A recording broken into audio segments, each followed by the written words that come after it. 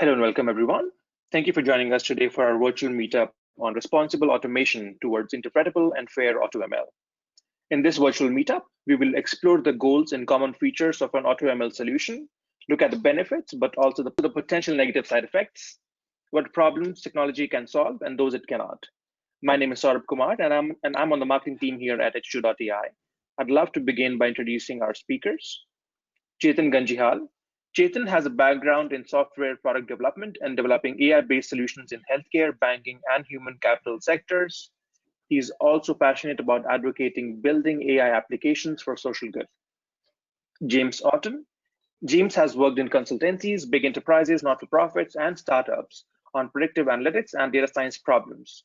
His varied experience gives him a unique view on all things AI ethics, responsible, interpretable, and fair AutoML. With that, the stage is yours, James. Take it over. Thank you, SK. Well, actually, I think Chetan will kick us off, so we'll just we'll move forward. Absolutely. Yeah. Thanks, SK.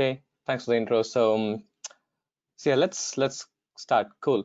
So I thought, typically in an in-person meetup, it's a lot more easier to interact and talk. But I thought let's start off with something light and fun and interesting. So some of you might have come across this. XKCD is very popular. So if you could, do you know what's wrong with this flowchart? I'm wondering if there's a way for us to capture the answers, SK. Someone can ask in the chat, I guess. Yeah. Yes, that's.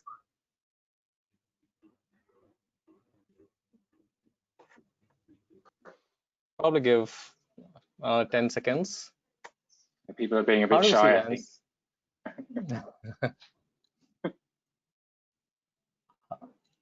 What's the best way to see the answers? If it's just at the bottom of the console there, open that. You'd go over in the questions tab, but there's no replies yet. Yeah, okay, cool, no problem. So basically, if you look at this is a standard flowchart, right, in software, and what you'd expect is essentially a stop statement or an exit statement that's missing. And because in the healthcare space, you're talking about hospitals and everything, you typically would see after discharged patient, which is basically here. Yeah, the patient is supposed to go to the hospital, right? So that's missing. And obviously, this is just for fun, right? So, and what happens instead is, you hunt down and capture the patient, and then the patient is back in the loop within the hospital. So, but the point is that this is a system which is very complex, and likewise in the real world, all these systems and workflows will be a lot more complicated. And imagine if we were to have a decision engine where in a healthcare space, for example, and with a lot of these, a lot of models running beneath the hood, and if they were all kind of black box, not transparent enough, very complicated, and if something were to go wrong, it'll be such a huge task just to figure out why things went wrong, right? So obviously there's a huge impact or negative impact on people who have been in the hospital, on the society, generally speaking. So which is why I think this topic today is on when we're trying to build things, when you're trying to automate things, building decision engines using AutoML or machine learning in general, how do we ensure we do it in a more responsible way, right?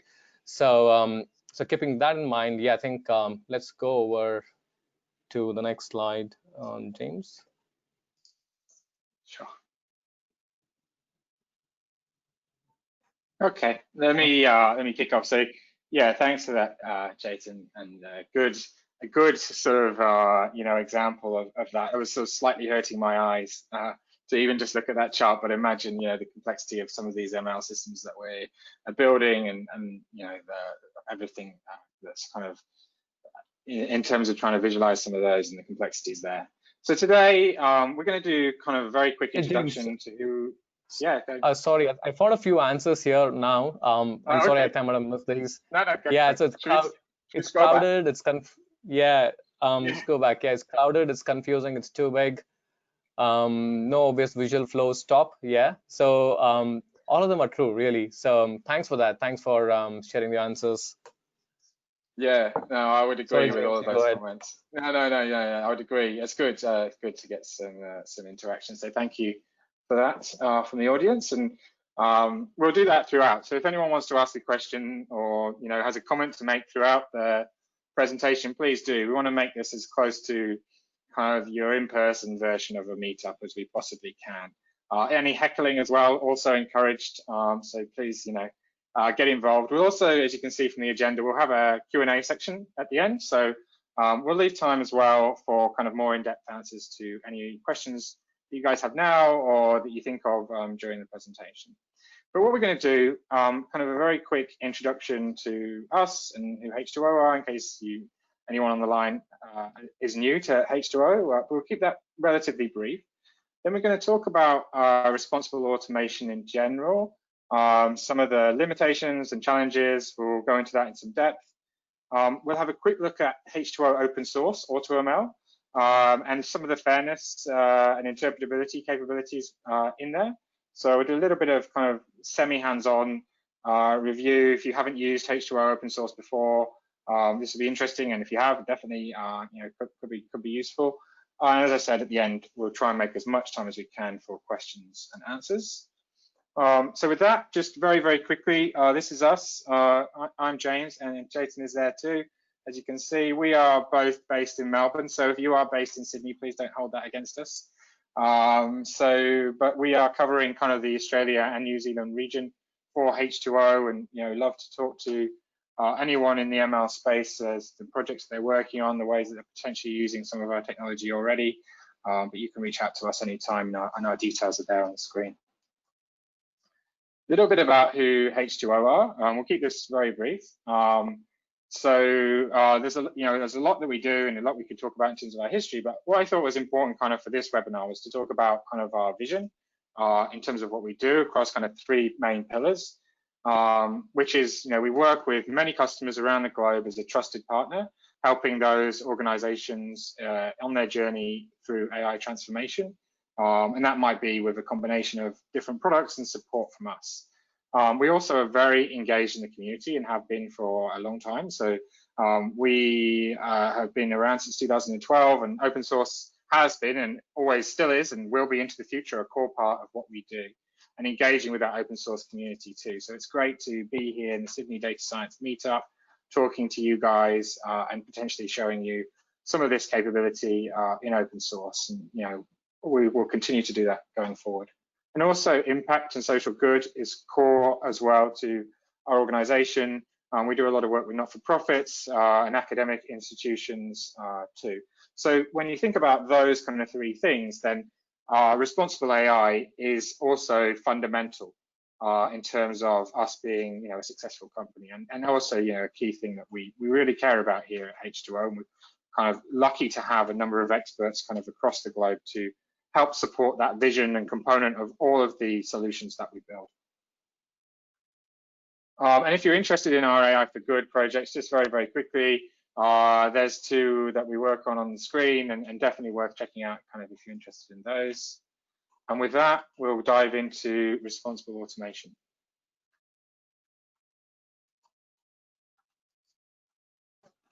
Yeah, so this is another fun take on automation, right? So this obviously on Twitter sometime last year, somebody, if you follow this tweet handle, you would have recognized this. So the point here is that, knowing what tech companies can do, companies like Amazon or Facebook or Google and the likes, there's obviously things that can be automated, they would end up just automating, right? So obviously this is a funny thing, so where he mentions that towards the end, like a decade from now, all you'll have is like 2 kinds of jobs. A dependency in coal, I don't know, hopefully we'll go away from that, but I think they'll still be around, and Bezos, of course. So but if you think about it a little more seriously in the context of automation, obviously the question that comes is the loss of jobs and impact on economy and so on. But if you think about it, this is nothing new, right? So this has been happening in different stages, in different forms over the last few centuries, right? So back when, let's say, when we had horse carriages being run, right, this is before we had trains and everything. If you had asked people there, what is that you're looking for, right, the answer would be maybe we want faster horses, right? So and then we went to this industrialization where things changed a lot, and even back then there was all these anxieties, concerns and everything around what might happen, right, to their world, the way they live. So now if you look at today, we see a lot of changes happening, and a lot of these transformations are primarily driven by technology and AI, right? So the difference between back then and now is that with tech and AI, things are so pervasive. It's very easy for the impact. If you look at the impact on the society, it's very easy for technology to play a huge role. But also, if you look at how technology might amplify in terms of harm that might end up causing to society, that also becomes a lot more easier, right? So what we need to keep in mind is that the solutions or governance or controls we had back then to address the changes in the industrialization can't be the same today, right? So in the course of this presentation, we'll talk about what exactly potentially we could do within the technology and AI space. James, over to you. Yeah. Okay. So the sub heading of our talk is about interpretable and fair AutoML. So much of this talk is going to focus on that as kind of a component within AI as kind of the the kind of umbrella term that we're kind of talking about here. But if we're talking about AutoML and fair, interpretable, responsible use of AutoML, then we kind of have to think about what is the typical machine learning workflow. And obviously this differs, and everyone will have their kind of own opinion on the components of that. It's iterative in nature, it's complex. We know, kind of all of these things, but really internally, I guess we can think of AutoML as the ability to automate components of this workflow. And kind of that's a lot of what we do at H2O. We look at kind of from open source perspective and driverless AI, our commercial product, what is kind of safe to automate within this workflow. So that's kind of a little bit in terms of the ML workflow, and then also kind of in terms of the definition of what is AutoML. Again, kind of a lot of debate. A few years ago, if you asked people what AutoML was, it was about ranking different models in terms of their performance on a certain data set. Then we kind of move into things like hyperparameter tuning, feature engineering, then multiple other parts of that workflow maybe we can automate too safely, right?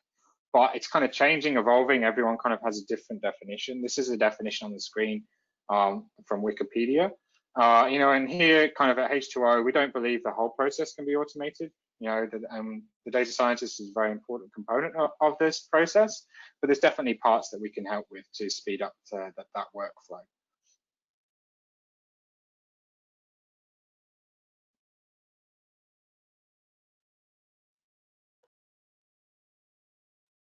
Yeah, so like James mentioned, so life gets a lot more easier, right, when you're able to automate stuff. So, but there's also potentially some negative side effects of doing that. So as you can see, there could be, if you end up having like limited oversight because some of those steps in the machine learning workflow are automated, there could be potential potential for accidental misuse. We might end up having like limited guardrails. And in the DevOps world, right now we got AI ops or ML ops, which is in place. A lot of companies are adopting that, and it also becomes so easy to kind of push a model into production, right, literally with like a click of button, right? And if you don't have the right processes or governance controls when we deploy those models into production, then I think we're pretty much signing up for a huge risk, right?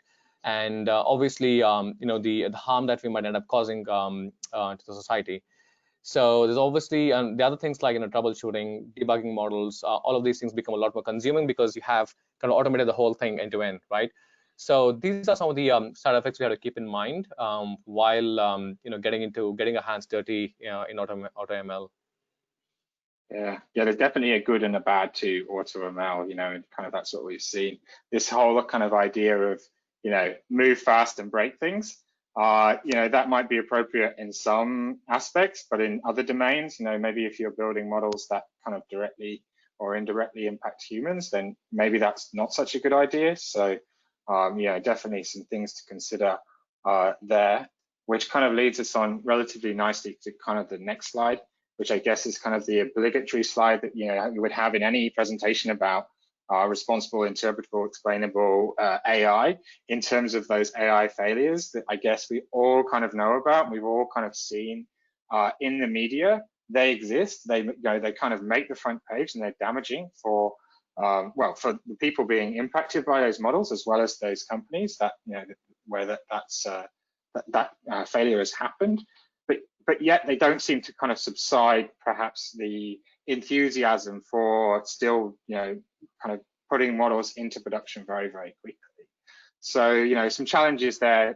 Chetan, did you want to go kind of any deeper on some examples, maybe in the kind of Australia context that we've seen in terms of failures? Yeah, I think there are quite a few, but I think if you look at the one that's listed out here, right, RoboDet has been a very classic example where I still believe a class action lawsuit against the government is still underway. And so if you recall, if you've read in the papers, it's very, very clear in terms of what, looking back, right? So we can easily figure out how should we have actually done this, right? If you were to redo the whole thing, obviously there are a lot of lessons learned. And this actually begs the question as to how basically before we end up automating a lot of stuff, we have to look at the kind of assumptions we make, and also think about harms that we might end up causing, right? So with RoboDet, if you see, there's a lot of people who actually committed suicide or died. It's increased the problems in terms of mental health. So and these are things which are you can't really quantify, right? So in terms of benefits, so to say, but these are really solid examples of why we should not have these build fast, break things approach that James mentioned, but really be methodical, pause, be slow, think through, and then automate in the right way. Yeah, definitely. And there's the kind of failures across the board. They draw kind of lots of different examples of things that we kind of see, like breakdowns in trust, lack of robustness in the modeling process, potentially bias and discrimination with data, or kind of the increasing threat from AI attacks as well. So kind of there's lots to learn, I guess, as well. Is maybe that obviously a lot of damage done, but also really kind of we should be learning from these examples too, kind of as we go forward.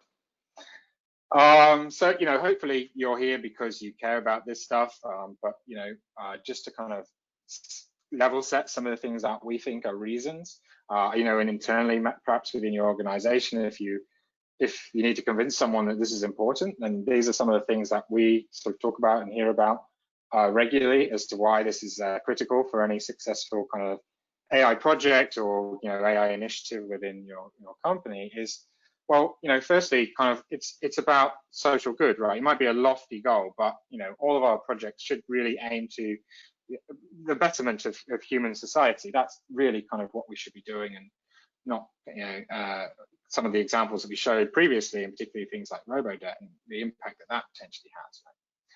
The second one is kind of regulation, and you can think of this as kind of like the hygiene factor. We've got to comply with regulation, absolutely, and there are some already, and I'm sure there'll be more coming, particularly as we have more failures and more breakdowns in trust, and we should expect that.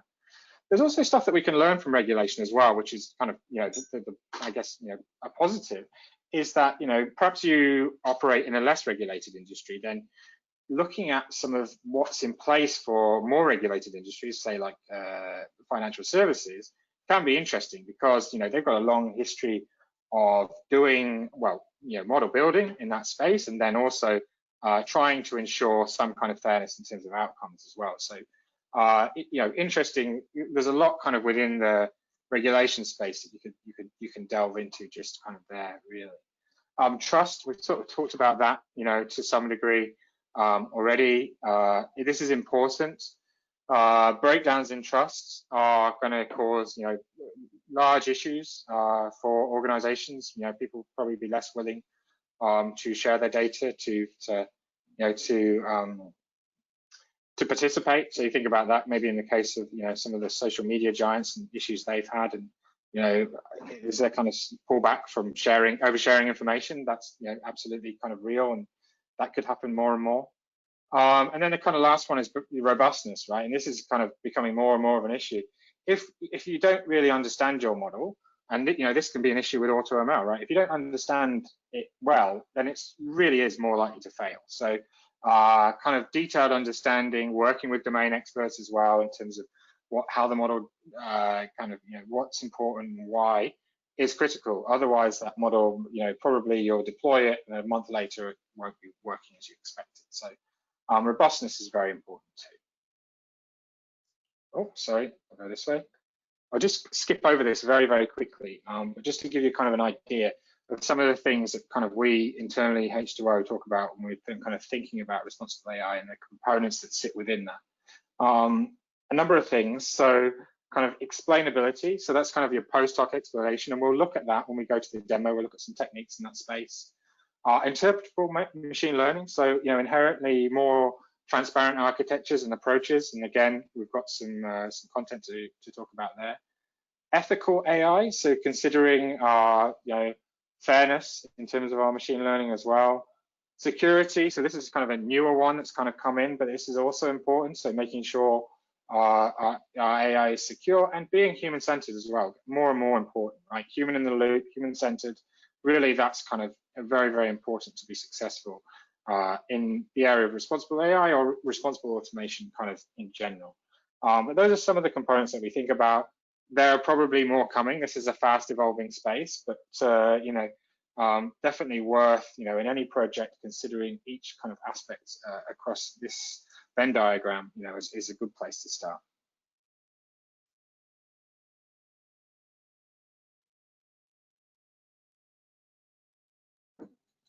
Yeah, so this artificial intelligence is a very fascinating book, very insightful, I think.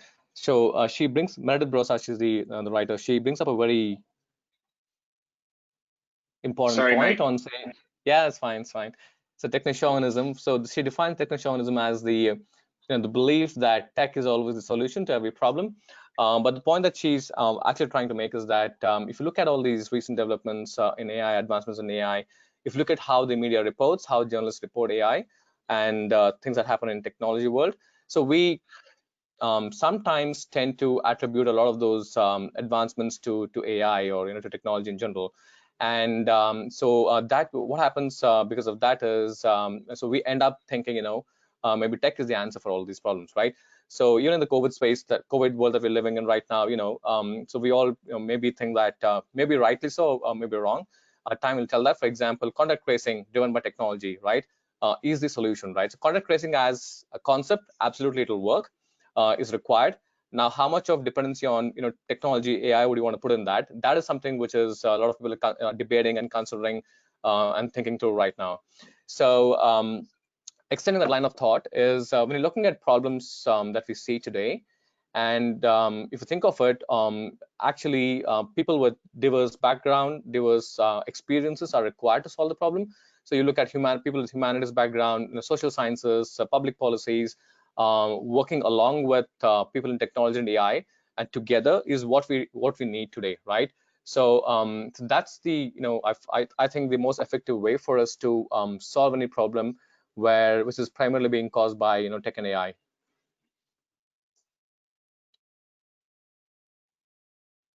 James, next one.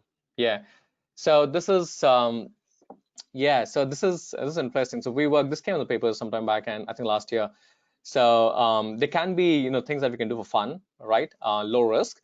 So here's an example of what we worked there. They might have done some analysis with a lot of data and built a model, and then decided, oh yeah, I think in the mornings people drink a lot of coffee, and therefore we need a barista, right? So this is fine. It's for fun, but there are obviously a lot of cases where companies end up building machine learning models for the sake of building a model, right? Or they don't really think to thinking, saying, asking these hard questions, saying, do we really need to build a model in the first place at all, right? So are we doing this just because somebody else is doing it? Are we doing it because there's so much of hype around and we need to kind of latch on to that? So and this how thinking we start thinking when the only basically, as the slide title says, that when the only tool we have is a hammer, we just have like one way of thinking, right? So that needs to change, and that's the kind of shift in mindset that we need to bring in as AI practitioners, as technologists, as business leaders as well, to think through these questions before we actually start building stuff. Yeah, it's a great point. I think we do need coffee in the morning, Chetan. That's important. Yeah, so I think so same extending that line argument here. So Rachel, if you follow Rachel, she's part of Kaggle. or was part of Kaggle. And this is slide we borrowed from Erin, who's our chief ML scientist. So what she says is, can I minimize differences in accuracy between subgroups? So this is, I think we'll touch upon this in the later slides when we're talking about disparate impact and so on, right? So that's actually late in the model development or model life cycle, right? When looking at the results of a model and thinking, we see so much of an impact, adverse impact, but instead, I think the question should actually be, should this be even built at all? That realization need not happen at at step 7 out of the 10 steps that we're doing, right? So if we have all these questions in step 0, we probably would have saved a lot of time and effort and everything. So and I think if you look at that, one of her web pages there, right? So what I want to build, that has a very succinct list of things that Rachel thinks that she wouldn't venture into when it comes to building, right? So another example I can give is if you've looked at YOLO, the computer vision, the person who actually created YOLO, recently he actually stepped away from CV research completely, stating that, look, I foresee a lot of problems with with companies and people when it comes to how they might actually end up using models built of computer vision. So that could be potentially it's debatable, right? An extreme step. But you do see a lot of it's very encouraging to see a lot of leaders in the industry voicing their concerns, voicing their opinions, and in public stating that what they want or what they wouldn't want to build. The debate is very important, right? Yeah, so on the same lines again. So more questions to ask, before you start the project, right? So how did you get the data? Who was it manually, collected? Was that, were people paid to even collect the data? Have you thought about consent, privacy, and bias? And have you thought about, which sections of the society will be benefited and at what cost? Have you thought about who might be harmed by building that? And so down below, you could look at some of these things, which, if you're following what, what, for example, Google is doing in the space, they've got data sheets for data sets. They got the concept of model cards. XAI is very, very popular. It's getting a lot of traction, and obviously interpretability within the responsible AI space is something which is there's being a growing need in that space. Okay. So with that, I think what we'll do now is move over and talk a little bit about H2O Open Source. So we're going to show some stuff in terms of alignment with responsible automation and some of the components, within open source and how we can approach that. But first of all, I sort of wanted to take a little step back because with a few people on the line, I'm sure some of you are familiar with our open source, and perhaps some of you are less familiar. I would encourage anyone on the call who hasn't tried it to give it a try because it's awesome, in my opinion. I used H2O Open Source for a long time before I joined the company, and it's a fantastic set of tools there. So let me just move on, and then we can talk about some of the things that it does. So you can think of H2O Open Source it's written in Java, but you can use it from any of your kind of familiar IEDs via Python or R APIs. We also have a GUI called H2O Flows, so a number of ways in which you can kind of interact with H2O Open Source. And there's a comprehensive set of algorithms. And really, if you have really big data and you want to do distributed chaining, it may be kind of the only approach that you can use because it scales really, really well. And we know there's kind of a number of companies and customers of ours around Australia and New Zealand using H2O Open Source. And there's definitely kind of advantages for people to use it. Above kind of the big data approach, which is often a primary driver, there are a number of other reasons why people would use H2O Open Source. So I would say just because maybe you don't think you have super distributed, super big data, that H2O Open Source is not gonna, it doesn't have any value to you. It possibly does, and we know again kind of a number of people who use it, in kind of a single node way, and kind of some of the other benefits that you might think of in terms of what it provides are the output. So our mojos give you kind of a really nice low latency, high frequency deployment artifact that you can then kind of score anywhere. So that's kind of very powerful. Many people like that. They embed it in other solutions and downstream applications. So that's kind of very powerful. We take that kind of philosophy, and it exists, kind of across all of our products, and many of our customers find that to be kind of a very powerful component. So that might be of interest. But also AutoML, and that's kind of the focus of the discussion today. We do, a lot. Kind of you potentially could say leaders in AutoML in the open source world with these solutions, and many people will use H2O kind of for that capability that we have within our open source. So what we're going to do, I just wanted to kind of flash this quickly, which is kind of our workflow that we looked at before, and we're going to talk about some aspects of this when we look at the H2O Open Source itself. But just in terms of the workflow, this isn't kind of comprehensive either. I'm sure there are other places in which we need to, introduce checks and balances and kind of to really build responsible automation. But these are kind of some ideas, around that. I'd be interested if people want to ask via the chat, any things that they think are particularly important that's seen in their work as well. Very keen on feedback there. But I think, first of all, there's a lot that can be done just in the data. Kind of before any ML is done, like doing proper exploratory data analysis and really understanding your data well will help avoid many kind of the issues that you potentially could face downstream. So that's critical. Then, of course, what interpretable techniques should we use? And we can look at a little bit of that in open source as well. Then once we've built our models, that real, what can we do from kind of a post hoc explanation point of view to understand what our model is doing and what the kind of different variables and how they interact and affect our kind of outcomes that we're producing. As well as kind of things around governance and documentation. This is very important, in terms of kind of making sure we can explain why our models were built and how they behave. And then once we productionize, there's a kind of whole new set of problems as well, like to ensure that our model is still doing what we intended it to do. So lots that we can do there as well in terms of being responsible in the AI and automation space. And we'll touch on some of this as we go through. So let's just kind of move on. The first one I wanted to look at was disparate or adverse impacts, you can call it.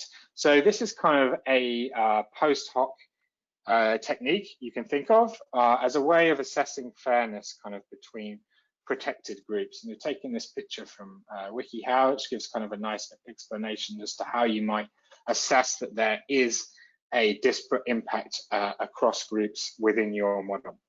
So with that, what we'll do is we'll actually skip over to RStudio. So as we mentioned before, hopefully you guys can see that. Chetan, can you see RStudio now? Does that come up? Can see. Okay, good. It hasn't come up on my little screen, which is weird. Anyway, well, that's all good. We'll carry it. Let me just talk to you about this. So as we sort of mentioned before, H2O can be run from R, from Python, wherever you really like. So in this example, I'm just going to show RStudio. We know kind of with our Australia and New Zealand audience, there's a large R community, and our founder of Sydney Data Science is an R fan. So I thought it'd be nice to show a little bit of H2O in R as well. So in this case, what we're doing, we're just going to load some libraries for H2O here, and we're going to look at some data. It's actually US-based data, unfortunately. It would be nice to have some Australian data, but maybe we do that in the future with a future kind of demonstration. But it's data on home mortgages and whether basically the rates that are charged for those mortgages are particularly high or not. So we're going to use that data. We're going to build a model, and then we're going to assess kind of this fairness metric in terms of disparate impact. So we've talked about H2O and how it works very well distributed, but in this case, I'm running this H2O just on my local machine. So you absolutely can do that. It's probably the best place to start. So a lot of people are put off using H2O open source because they think they need a big Hadoop environment or whatever to use it. They don't. They can do it locally, and it's a very kind of simple piece of code just to get started. Then we're going to import that data that we just talked about, and you can see here we're firing up our H2O cluster just here on my kind of humble little local environment.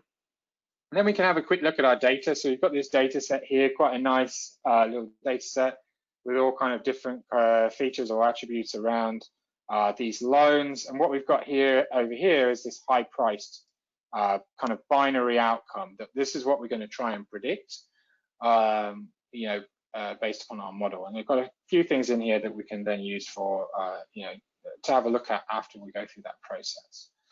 And let's have a look, you know, first of all, at some of those potentially protected fields. So you can see here we've got things on ethnicity, race, sex, which could be of interest to look at from a impact perspective. And then we're going to build a model here. And obviously, we're not going to actually use those variables that we've talked about above in the model building process. But we'll assess, we can still assess them afterwards, right? So again, you know, our Y variable, is it high priced? And then we're going to put a few things in here that we think will be predicted. Clearly, if you were building a model to, you know, to predict credit risk around home loans, you would do a lot more variables. But let's just think, you know, for demonstration purposes, these are probably some of the key ones that we would put in. We're going to split our data here, and then we're going to run. Essentially, what we're doing here is just running H2O AutoML. Very kind of simple bit of code for us to very, very quickly get a sense of what models might perform well.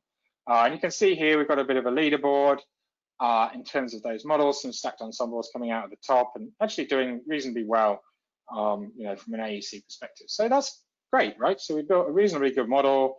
I've got a leaderboard, an idea of these different models and how they perform against each other very, very quickly. So that's quite powerful in terms of what we can do with H2O.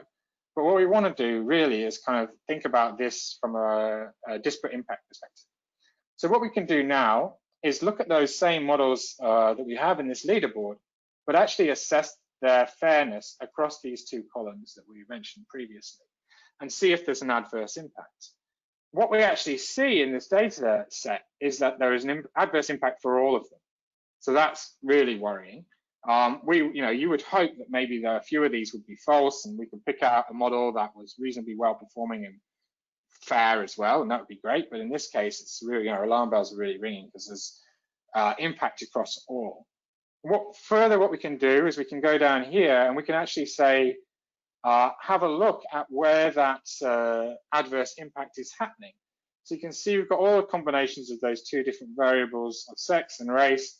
And really the problem for this, you know, particular data set and set of models that we've got here is across all sex, but for Black and African Americans. So that's a problem, you know, that we potentially need to fix. And this adverse or disparate impact technique can really help us get to the bottom of understanding where those problems are. In this case, it doesn't give us a path, unfortunately, to resolve, but perhaps there's something we need to do, go back to our data to fix other things that we need to do in terms of arriving to a solution. But it gives you an idea of some of the things that we can do using that technique. Then just quickly, as we go through in the slides, just to give you some other examples of what we can do in H2O Open Source. We can see this is, we're back in Python now, just to give you some different examples here. We can use you know, monotonicity constraints in our modeling process. So think of those as some of our more interpretable methods that we may use. We can do other types of post hoc explanation. SHAP values we have noticed, you know, across our customer base, very powerful, very useful technique for understanding model decisions, particularly in regulated industries. If you need to provide reasons for why particular decisions were made, very, very useful, this one. Also partial dependence, again, kind of understanding those relationships across different values and how they affect kind of the mean response. We can do that too. So lots of techniques there. And, you know, if that's kind of piqued your interest at all in terms of H2O Open Source, there's a lot of material online. Some are produced by us and some by many other people, but maybe a good place to start is our documentation. So you can go to docs.h2o.ai there and delve into some of the information that we have here, or you can reach out to Jason and myself. We're happy to talk to you more about open source and some of the resources that we have around that.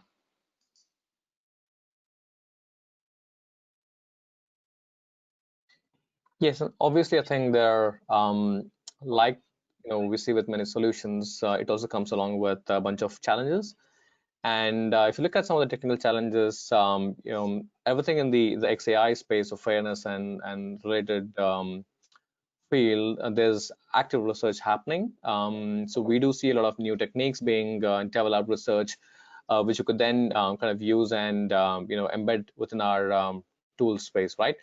So that, and if you look at explanations as well, like the one with James showed post-hoc, right? They're absolutely useful, but also they are compute intensive. It takes time, right? So the bigger the model, and if you have a large number of features, it takes that much extra time to get those explanations out. And if you were to have workflows where we had to predict, do some predictions in real time, and then, but we also have to have explanations come out as well. So how should we be doing that, right? So there are also things around accuracy and fairness. And for certain use cases and problem sets, we could use, for example, like deep learning techniques to drive up the accuracy. But there are also limitations in terms of how transparent one can get with deep learning models, right? So though there is active research happening there as well in terms of can we have explainable neural networks. So that's work in progress too. And the other bit is documentation, right? So in terms of what are the things that actually can be captured in our model ML workflow as part of standard documentation. So these are some of the very few challenges that we have listed out. There are definitely a lot more than these. And again, on the business side of things, so these are concepts which, whether we like it or not, so the business leaders, they have to pay attention to and understand. And for somebody who doesn't have a lot of technical depth and knowledge, it could be an onerous task for them to figure out and understand how to make sense of all these things, right? So that's one big challenge that I've seen, and lack of governance and control. So there are, like I think some of the slides before, we did talk about all these frameworks, AI ethics principles, and so on. So there's active work happening today where organizations are trying to put in governance structures around use of AI, and what kind of auditing mechanisms one need to have, what kind of controls we need to have, review process we need to bring in to ensure whatever we do in the space is understandable, happens for good. And obviously, I think if you look at a lot of these commercial tools and open source tools, they are slowly building these features to include detecting fairness, detecting bias, and making models more explainable. So Google is, you can see that in TensorFlow and to a certain degree in the other open source software as well. H2O, we are doing a lot in that space as well. But the good thing is that it's changing fast. So even the companies and open source contributors are realizing that this is something that we can't really live without, right? So we have to kind of up our game and make sure we give due attention to this. Yeah, definitely. I think you're right. I think we built, very good kind of capability in driverless AI, a couple of years ago, and since then we've seen kind of a massive evolution in this field and continuing to happen. So, with our open source, we're continuing to put kind of new capability in this area in, and there's more. There's way more that can be done, clearly. And we'll continue to do that as will many others kind of in the field as well. Okay, so what I wanted to do, we've got kind of, what is it now, about 13 minutes left. Just going to quickly do some resources that we think are kind of worth checking out if you're interested in this field, and then we'll leave a little bit of time and we can do some questions. But if you have questions now, please do fire them in the chat and we can get to them in a couple of minutes time. So let's go through the resources. So first of all, this is kind of the work that Cynthia Rudin does is really quite amazingly good, and a lot around kind of interpretable methods. So if you're interested in that as a kind of domain or area of interest, then I would definitely recommend checking out some of her work, and particularly this article here for myself was was a fantastic read. So that's one I would recommend if you're interested in interpretable methods.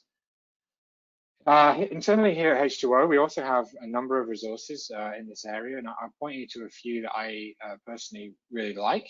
This is an O'Reilly book we did a couple of years ago on kind of trust, post-hoc explanation, and interpretable models. It has a lot of references to open source techniques. So definitely worth checking out if you are a data scientist yourself.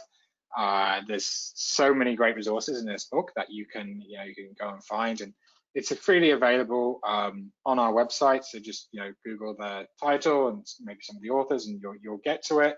Or we can post a link in the chat as well if that's useful. This one, hot off the press, released yesterday, is another O'Reilly book we've done that really kind of talks more broadly about responsible machine learning. This is a great read too, and I definitely encourage you, if you're interested in the field, to seek that out as well. Again, it's kind of freely available on our website too. And then another kind of paper that I think is important, particularly kind of for us here, kind of on the call. I assume that many people kind of attending today are data scientists. We are data scientists. We love data, but not everyone does, right? So not everyone kind of speaks the same language that we do, and there are inherent problems there. Because when we talk about kind of post-hoc techniques, and I showed you some of those, right? That might not be digestible for certain audiences, particularly when we think about kind of being human-centered in terms of our machine learning. We really need to kind of think those components through, and this article really kind of goes into some detail about that and some of the challenges there. And again, kind of a local Australian example that I thought would be nice to put in. Kind of the title references kind of similar examples that existed in kind of software development. In the early days, you can remember that software was often difficult to use. Kind of software that's developed by software developers is intended for their use, right? But now it's much more about the user experience, and that the same should apply in this domain.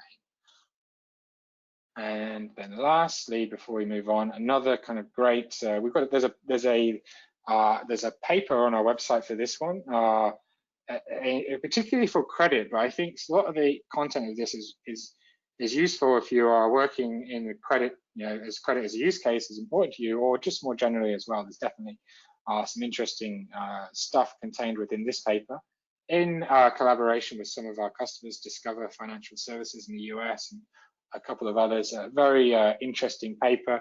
There's also a webinar. I think you can find that again via our website, where some of our people internally and some customers and external experts kind of talk about this. But again, another great read, kind of if you're interested in that field.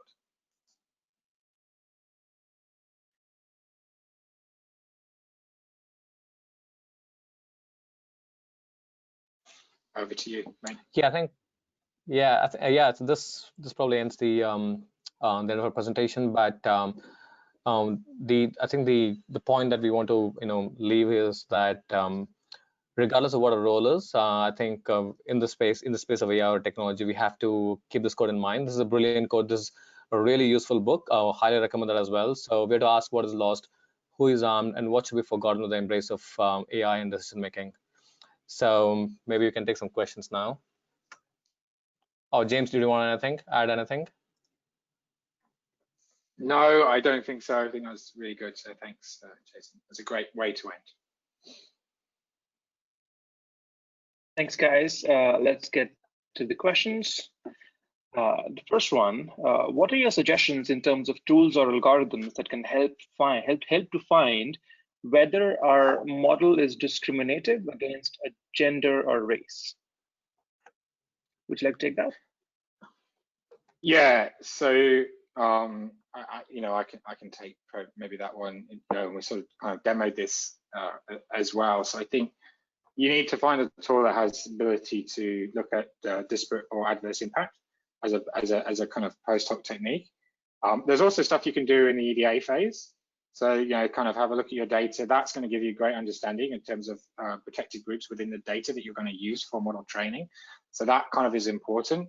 And there are a number of tools that you can do EDA with, and I'm sure kind of the audience would know about some of those that are available. But look for, in kind of the post hoc space, look for a tool that allows you to do this kind of disparate impact. So we, at H2O, we do that in open source, and we do that in driverless AI too. So that's absolutely possible with our framework. But if you use a different tool, then maybe look for that as well.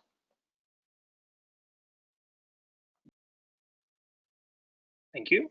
When doing user segmentation or profiling, what kind of data would you consider unethical to use with AI? Yeah, I'll go for that. So I think there are basically you could do things for exploration, right? So let's say you're doing a segmentation, but you want to figure out if certain segments have how the interplay between some of the attributes in the segments with, let's say, sensitive attributes, right?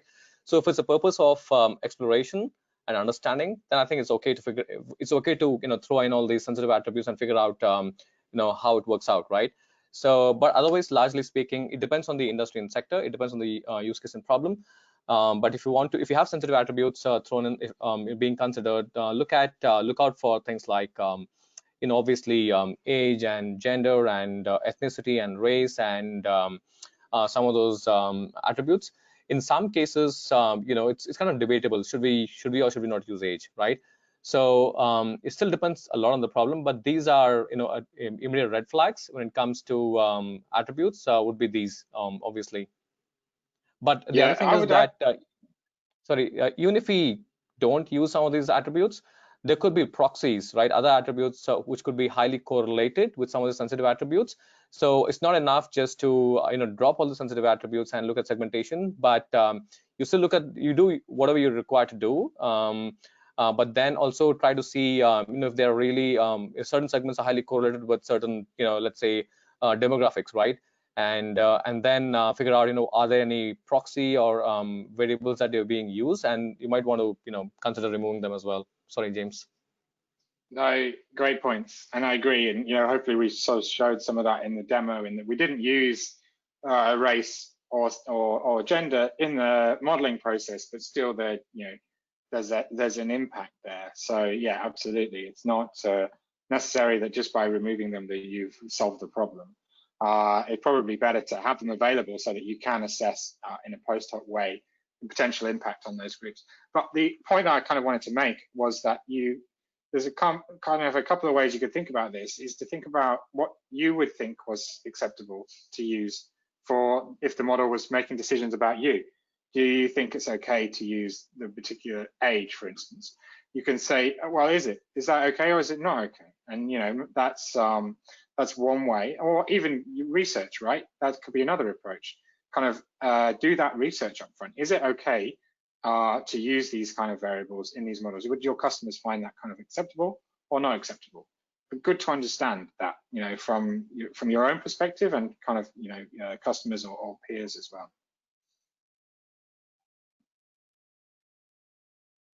Thank you. What can be some of the key strategies for maintaining quality of AI systems? And what are the skills required to test these AI systems? So in terms, I'll take a little bit of a stab, and then Chetan, you can add any kind of comments if you would like.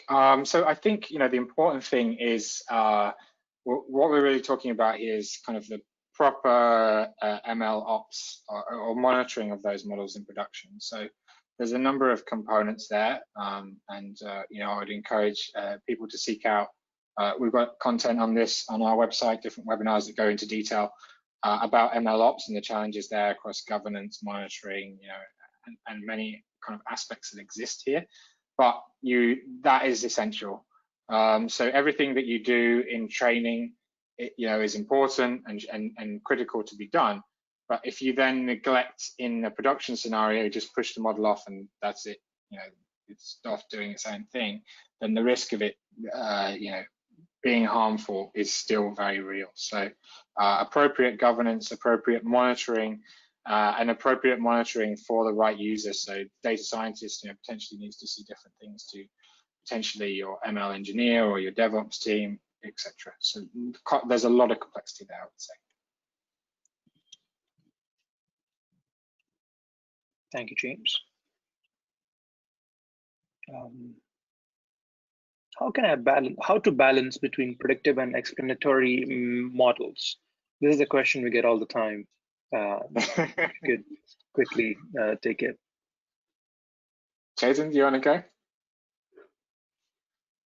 Yeah, it's a I mean, I don't like I know I don't this answer is the right one, but it depends, right? So it depends on, yeah, it depends on how, what's the, okay, there's one thing that we can do is in any machine learning kind of workflow, in the end we do kind of calculate, we have this metrics which are used to figure out what are we optimizing for, right?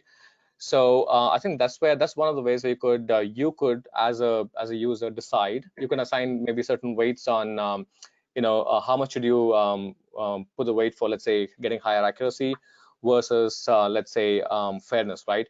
Maybe you can consider, can we really optimize as a model for fairness, right? So you could put in your own like cost benefit analysis model, and then use that as a way to figure out what's the best way to balance, right? So I think maybe there are better ways too, other ways too. James, do you have anything else?